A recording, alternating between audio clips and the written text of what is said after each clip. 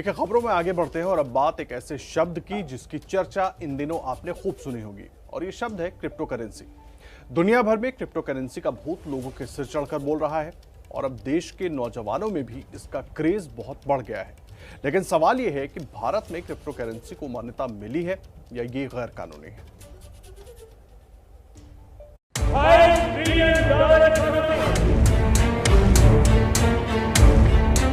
इसका सपना संजोया है।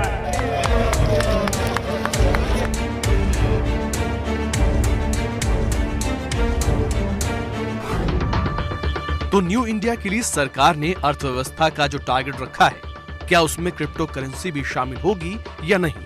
इसी सवाल का जवाब जब तक नहीं मिलता तब तक देश में क्रिप्टो करेंसी का भविष्य अंधकार में है।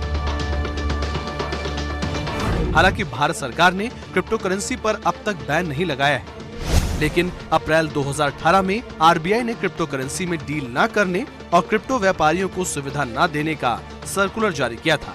लेकिन मार्च 2020 में सुप्रीम कोर्ट ने आरबीआई के सर्कुलर को निरस्त कर दिया था। फिर इसी साल मार्च में सरकार ने कंपनियों के लिए क्रिप्टो करेंसी में निवेश और व्यापार का खुलासा करने को जरूरी बना दिया है। पहली ये कि देश में जब तक क्रिप्टो करेंसी पर बैन नहीं लगता, आप उसमें निवेश कर सकते हैं। लेकिन दूसरी बात यह है कि क्रिप्टो करेंसी को आप पैसों की जगह इस्तेमाल नहीं कर सकते, क्योंकि सरकार ने क्रिप्टो करेंसी को मान्यता नहीं दी है, क्योंकि क्रिप्टो का भविष्य सरकार के फैसले पर निर्भर करता है। हालांकि भारतीय बाजार में WazirX, coin switch, coin DCX जैसे अनेकों ऐप्स हैं, जिनके जरिए आप अलग अलग क्रिप्टो करेंसी खरीद सकते हैं।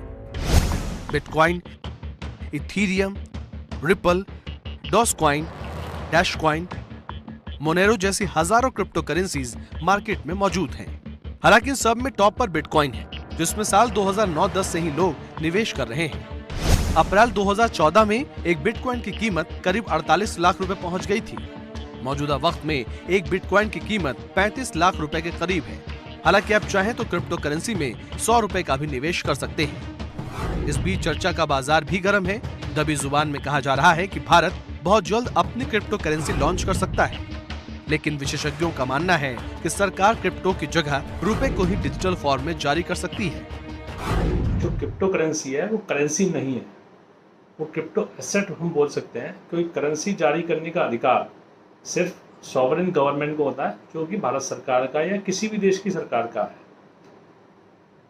जो भारतीय सरकार जारी करेगी वो ई रुपी जारी करेगी और ये रुपी का ही इलेक्ट्रॉनिक फॉर्म होगा। तो ये ई डिजिटल जो करेंसी होगी वो इसको क्रिप्टो करेंसी हम नहीं कह सकते, क्योंकि इसमें दूसरा खास अंतर क्या होगा कि जो ई रुपी है उसका पूरा का पूरा कंट्रोल भारत सरकार के पास रहेगा, यानी आरबीआई के पास रहेगा। जबकि क्रिप्टो करेंसी का जो आविष्कार हुआ है वो इसी कंट्रोल को खत्म करने के लिए हुआ है। हालांकि जो लोग क्रिप्टो करेंसी के व्यापार से जुड़े हैं, उन्हें अब भी उम्मीद है कि देर सवेर भारत सरकार क्रिप्टो को मान्यता जरूर देगी, क्योंकि क्रिप्टो ही भविष्य की करेंसी है।